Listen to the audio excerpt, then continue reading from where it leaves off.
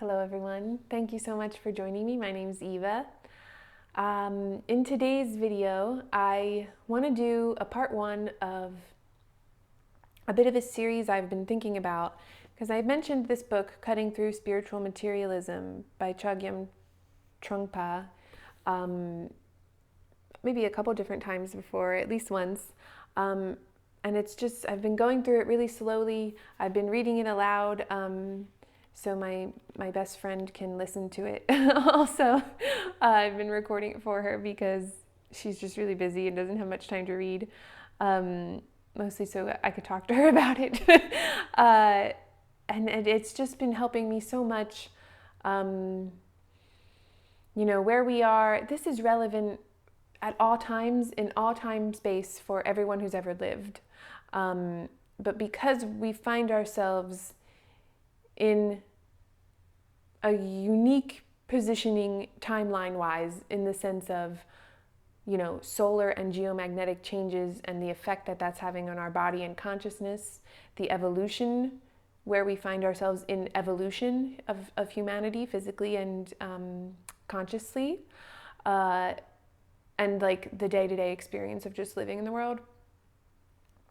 Which certainly, why I preface it to say it's relevant for any time, because there have always been struggles since the beginning of time. I often, say it's all just the echo of the idea, the first idea for separation, that first choice to be separate.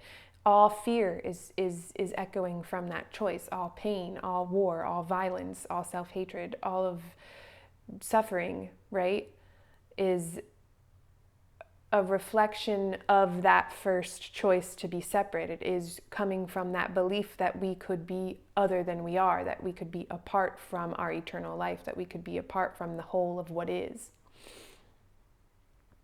But we do live in our bodies. We are not our bodies, but we live in them at this time. And we find ourselves navigating pretty rough waters. And I'm always brought back to this idea of attachment, and attachment to specific circumstances. And if you've followed me for a while, that I've struggled, in the context of modern, mostly Western, New Age spiritual thought that is very focused on getting a particular result, which I do not think is the point. But in our egos, and this idea of spiritual materialism is like the spiritualized ego, the ego that would wear the mask of the spiritual advisor. And I think that we're seeing that run rampant on the internet, and run rampant in a lot of people who would call themselves teachers and gurus and healers. And I have always I'm not trying to position myself in relation to any of that, because I very strongly believe that this isn't about my personality at all. This is not about branding a certain way of saying things. I don't think I'm saying anything new, but I feel it come through me so strongly. And I do believe the only point of being here is to remember who we are. And once you see what we really are, you could only ever share that with other people, because we are all one life. And so you would, just by virtue of your own remembering, help other people remember. You do it in whatever way feels natural. But I do feel like we're at a time where, if you've been in the spiritual sort of communities, you've probably seen a lot. And I think as things continue to get messy and exposed and more sort of revelatory, by the way of darkness coming to light to be reckoned with, deception coming through to be brought, to the light of the truth, which it really powerfully is, that we'll see a distorted relationship to spirituality as well come up to the fore. I'm not really talking about it so much in relation to specific human beings are doing that, although I think it will come up also. But more importantly, how we are doing that from within ourselves, in our own personal relationships to spirituality. Often we get really focused on what we think we should do with it, what we are getting out of it in any kind of physical way, how we can help other people if we're not in service in the way we think it means to be in service, that we're not doing it right, or we're on the wrong path, or we're not fulfilling our purpose. We really want to strip a lot of that away because it's painful to us, and it is not the path that Spirit would have us be on. That's not the relationship to Spirit that we're called to, and it does keep us very attached to a physical world that, what I believe all of the ancient wisdom teachings would tell you is an illusion. And so we bring the goal back to peace, peace within the self, not doing that self-grasping thing of looking for peace or identity or salvation outside of yourself, but rather remembering that the world outside of yourself does not exist, and you are mind, and you have a choice of mind about where to be directing your attention. And to bring the new perception, to bring enlightened perception to this plane would be to see all as self, to see self in everything, to be able to witness a body and also at the same time see the light of the truth of the eternal where that body is. It's not a dual perception, right? It is working on a unified perception. And the first chapter that I wanted to kind of read just a couple paragraphs of, because I think it's so beautifully laid out and so simply, and it was written in the 70s, but I think is just as, if not more relevant to where we all kind of find ourselves today, especially in Western societies and capitalistic societies that are really at the brink. Just for more peace in our day-to-day lives and less grasping to situations and to specific outcomes and to being with specific people or being a specific person or specific roles, to just really strip all that away and get back to the relationship with the divine, and understanding that the relationship with the divine is what brings us peace, is what allows the peace that we truly are to emerge from us. So it doesn't really matter where we are. We're not trying to cause a specific physical effect, except to see the truth in all things so that we may be at peace, and then we may share that peace with all living beings. So if you want to take a nice deep breath, you can use this as a way into meditation, and then we'll let whatever kind of transmission and healing wants to come through from that after. Surrender means opening oneself completely, trying to get beyond fascination and expectation. Surrender also means acknowledging the raw, rugged, clumsy, and shocking qualities of one's ego, acknowledging them and surrendering them as well. Generally, we find it very difficult to give out and surrender our raw and rugged qualities of ego. Although we may hate ourselves, at the same time we find our self-hatred a kind of occupation. In spite of the fact that we may dislike what we are and find that self-condemnation painful, we still cannot give it up completely. If we begin to give up our self-criticism, then we may feel that we are losing our occupation, as though someone were taking away our job. We would have no further occupation if we were to surrender everything. There would be nothing to hold on to.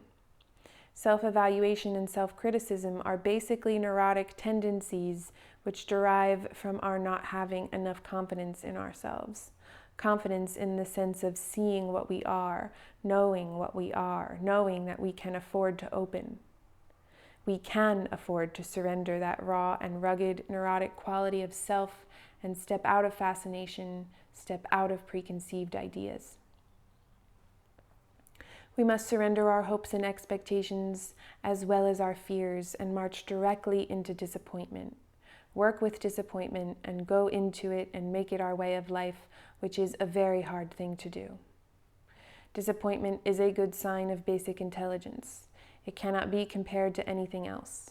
It is so sharp, precise, obvious, and direct. If we can open, then we suddenly begin to see that our expectations are irrelevant compared with the reality of the situations we are facing. This automatically brings a feeling of disappointment. Disappointment is the best chariot to use on the path of the Dharma. It does not confirm the existence of our ego and its dreams.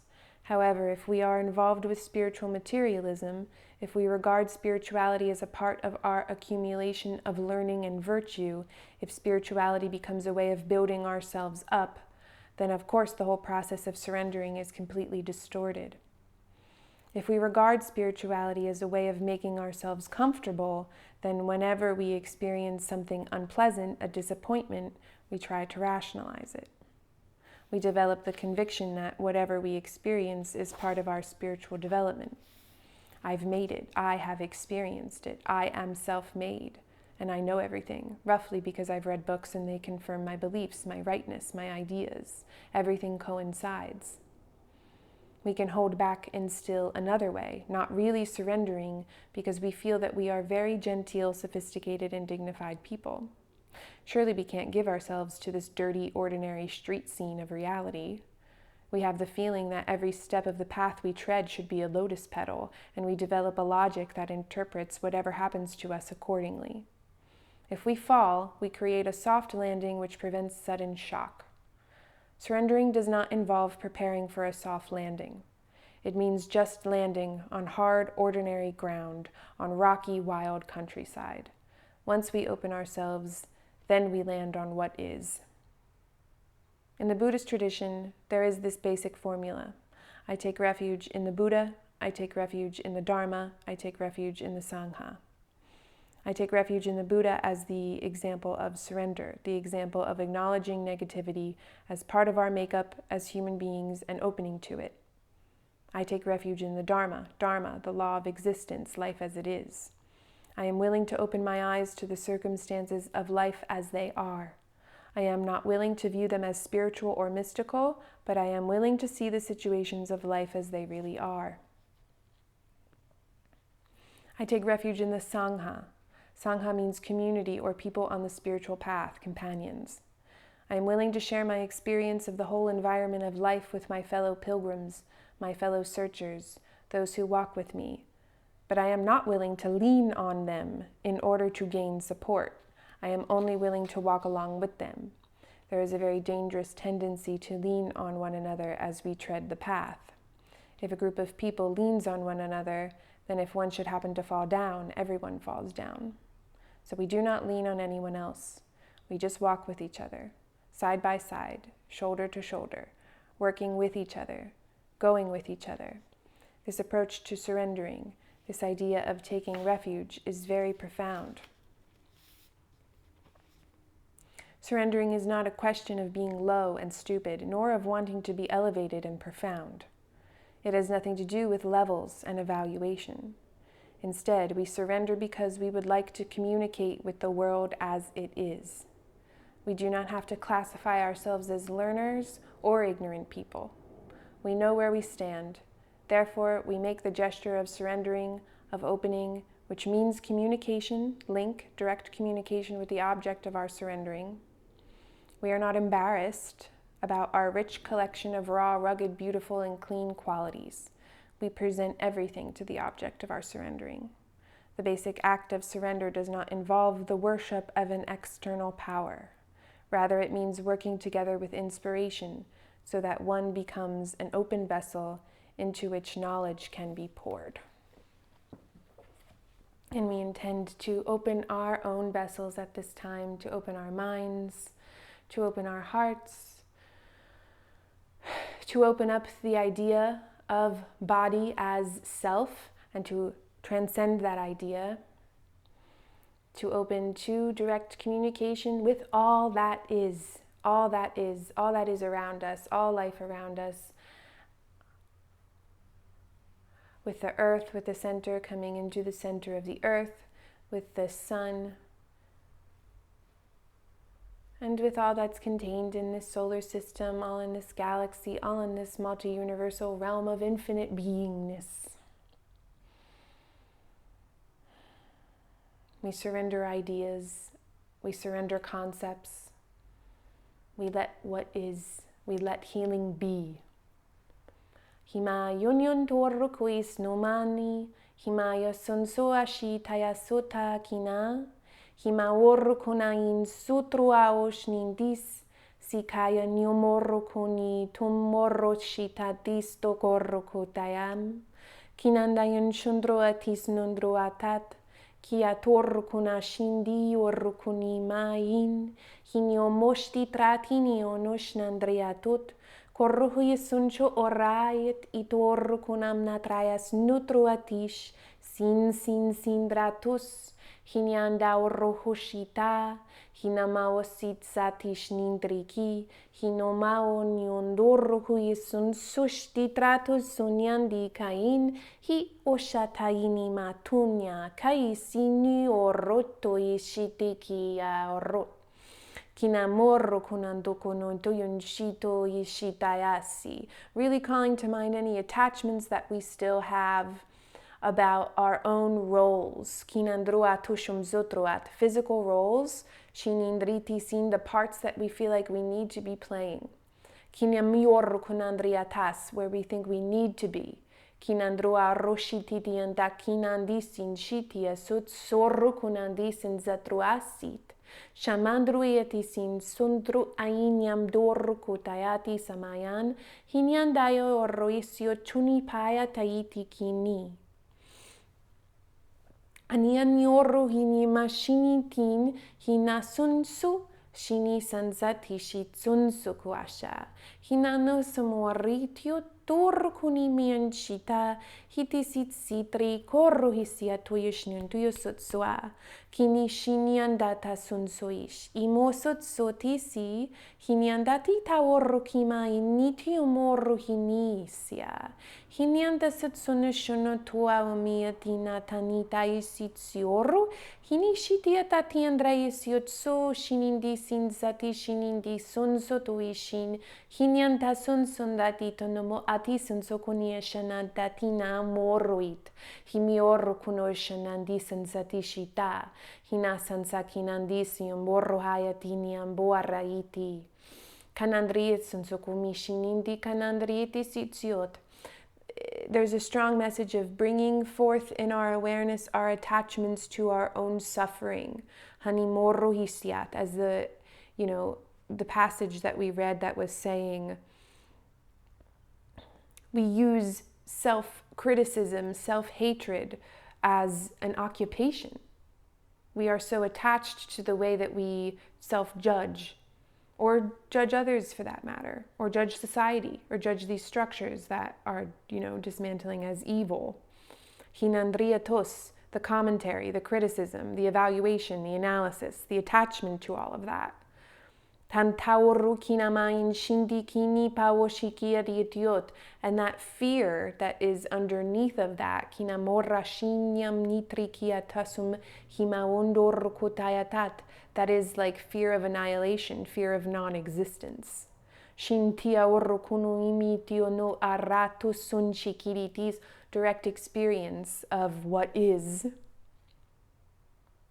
Direct experience of I am, direct experience of eternal beingness is the only remedy to that fear. Kinandia sunyo morro kunindi sun sutruatishin santayayo torro kotiit. Hima norro kunain sondroat, that comes from you. Kinandrati sinchi kina tumyandisi, that comes from within you. You are always that. Kinandratisnan, that is the truth of what you are. That is what you are. Hinandroa orruinyam natison soshnindi sinsi. We practice hearing the song of that beingness at all times, through all things. Kinandratisnan dorro kunashitis sandri orrut. Kinandriatis inchi kinin dorro kunindi sotoyeshita. As we replace our identity, we replace the conception that we have of ourselves from that separate self with the eternal beingness that we truly are. But it is not in a lofty way that the spiritualized ego can come in so quickly. And I've struggled with this a lot, and that's why I've come back into this, practice of allowing what is, allowing healing to be. I am not doing anything.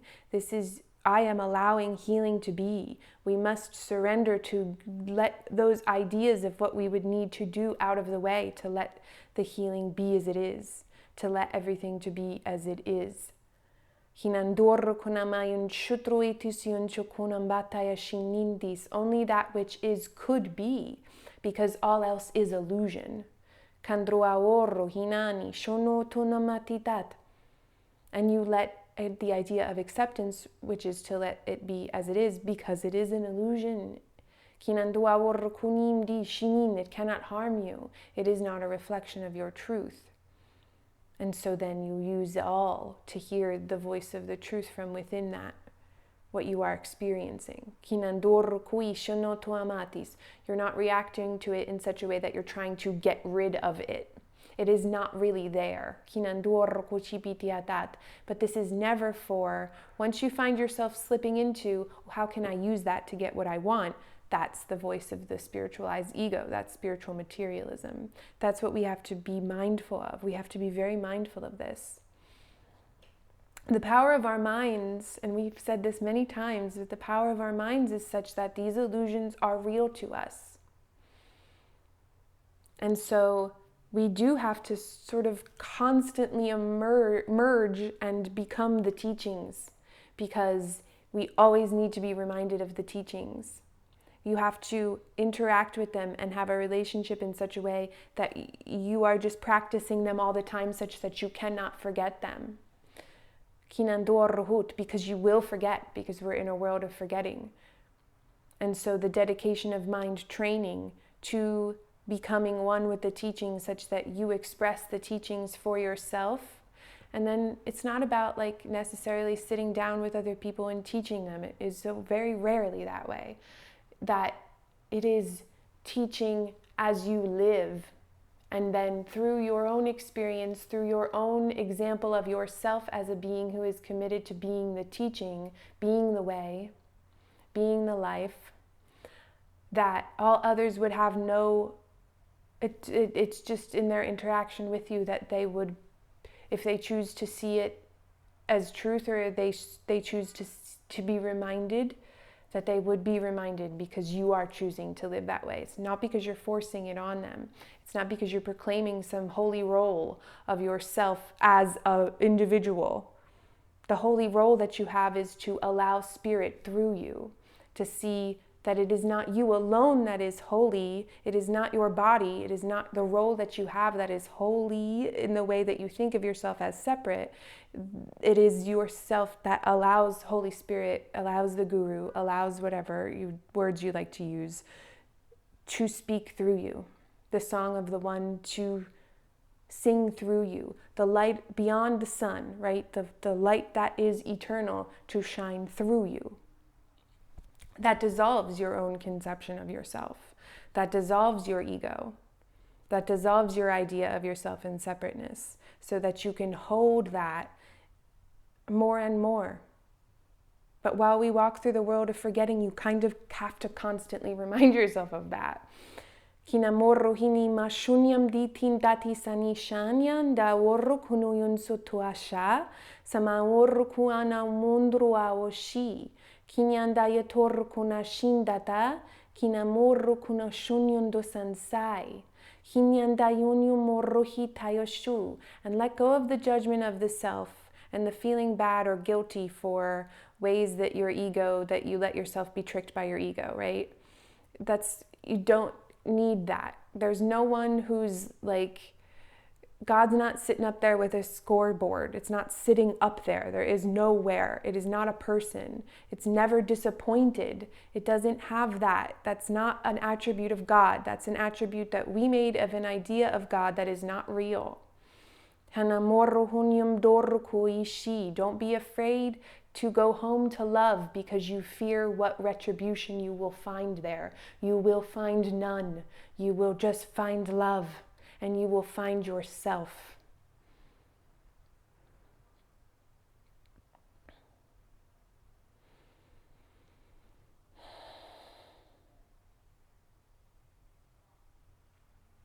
Amen.